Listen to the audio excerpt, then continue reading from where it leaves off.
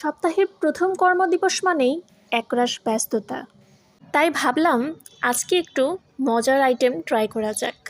আজকে তৈরি করছি মজাদার খাসির কলিজা ভুনা, সাথে পুষ্টিকর লাল শাক। ছোটোবেলায় লাল শাক মানে ছিল এক অন্যরকম ম্যাজিক। মা যখন গরম ভাতের ওপর টকটকে লাল শাকের ঝোলটা ঢেলে দিতেন, আমরা অপলক দৃষ্টিতে চেয়ে দেখতাম সাদা ভাত কিভাবে লাল রং হয়ে যাচ্ছে।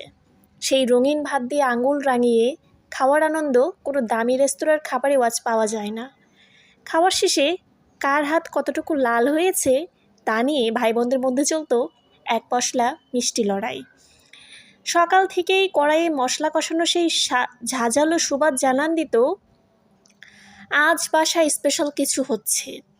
উনুনের পাশে বসে থাকা আর মায়ের কাছে আবদার করা, মা একটু ঝোল চেখে দেখি। মা যখন ছোট এক টুকরো কলিজা মুখে তুলে দিতেন, সেই সাথে যেন স্বর্গ নেমে আসতো। রান্নার সেই আদিম ঘ্রাণ আর মশলার সঠিক সংমিশ্রণ আজও জিভে জল এনে দেয়। স্কুল থেকে ফিরে ব্যাগটা এক করে ছুঁড়ে ফেলে হাত মুখ ধুয়ে ডাইনিং টেবিলে বসা, বাইরের রোদের ঝিলিক আর ঘরের ভেতর ফ্যানের নিচে বসে শান্তিতে তৃপ্তি করে খাওয়া। সেই সময় কোনো ডেডলাইনের চিন্তা ছিল না অফিসের ইমেইলের তাড়া। কেবল ছিল এক মুঠো তৃপ্তি আর মায়ের হাতের জাদুকরি ছোঁয়া। আজকের কর্মব্যস্ত রবিবারে টিফিন বক্সে যখন সেই একই খাবারগুলো দেখি, তখন মুহূর্তের জন্য হলেও মনে হয়, ইস, যদি আবার সেই ছোটোবেলার সেই নিশ্চিন্ত দুপুরে ফিরে যাওয়া হতো, যেখানে লাল শাকের রঙে আঙুল রাঙানোই ছিল দিনের সবচেয়ে বড় কাজ। আজকে এই লাল শাক আর খাসির কলিজা রান্না করতে গিয়ে ছোটোবেলার কিছু মিষ্টি স্মৃতি মনে পড়ে গেল, আর সেটি শেয়ার করলাম আপনাদের সাথে।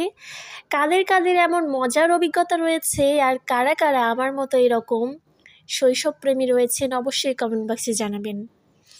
আজকের রান্নাটি একদমই সিম্পল, কিন্তু সিম্পলের ভেতর গর্জিয়াস করেছি। দেখতে পাচ্ছেন কিভাবে আমি লাল শাকটা রান্না করলাম খুব কম সময়ের মধ্যে, আর এখন তুলে দিয়েছি খাসির এই কলিজা ভুনা কিন্তু বরাবরই আমার ভীষণ রকমের পছন্দ। আর কলিজা সবসময় রান্না করার আগে একটু গরম পানিতে 5 মিনিট সিদ্ধ করে নেবেন বা ভাপ দিয়ে নেবেন, তাহলে এর ভেতরে যে ময়লাগুলো রয়েছে এগুলো বেরিয়ে আসবে। আমি কিন্তু অলরেডি এটি করে ফেলেছি, আর তারপরেই রান্না শুরু করে দিলাম আর আপনাদের সাথে শেয়ার করলাম।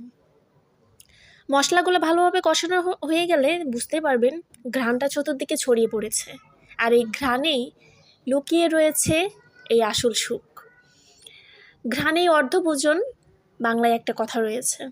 আর ঘ্রাণে বোঝা যাবে আপনার রান্নাটা আজকে কতটুকু মজার হবে। দেখতে পেলেন মশলা কষানোটা খুব বেশি সুন্দর হলেই আপনার রান্নাটা কিন্তু খুব বেশি মজার হবে। আর মশলা কষানোটা যখন হয়ে আসবে, পরিমাণ মতো ঝোল অ্যাড করে এখানে আপনি রান্না করে নিতে পারেন। চাইলে একটু মাখা মাখা করতে পারেন, চাইলে একটু ভাজিও করা যেতে পারে। আপনারা কীভাবে খেতে ভালোবাসেন এই কলিজা ভুনাটা অবশ্যই আমাকে জানাবেন। আমার কিন্তু একটু মাখা মাখা ঝোল হলে খুব বেশি ভালো হয় খেতে। গরম ভাতের সাথে যখন আপনি এই খাসির কলিজা ভুনাটা খাবেন, তখন মনে হবে দুনিয়ার সমস্ত সুখ একদিকে আর এই খাসির কলিজা ভুনা আরেকদিকে। এখানে আপনি গরু, খাসি, ভেড়া যে কোনো আইটেম নিতে পারেন, কিন্তু আমার কাছে মনে হয়েছে খাসির কলিজা ভুনাটা মজা বেশ। আগে কিন্তু আমি খাসির কলিজা ভুনা একদমই খেতে পারতাম না। ইদানিং আমার কেন জানি মনে হচ্ছে এটা আমার কাছে অমৃত। খাসির কলিজা ভুনা হলে সাথে কিন্তু আর কিচ্ছু লাগে না, একটু ভাজা জিরা গুঁড়া দিবেন রান্নার শেষে, আর অবশ্যই একটু পেঁয়াজ বেরেস্তা। এটি আপনার রান্নাকে করে তুলবে আরও বেশি আকর্ষণীয়, আরও বেশি মজাদার। আজ দুপুরের মেনুতে কী রেখেছিলেন, আর রবিবারে দুপুর মানে কার কেমন কর্মব্যস্ততা সেটাও জানাবেন।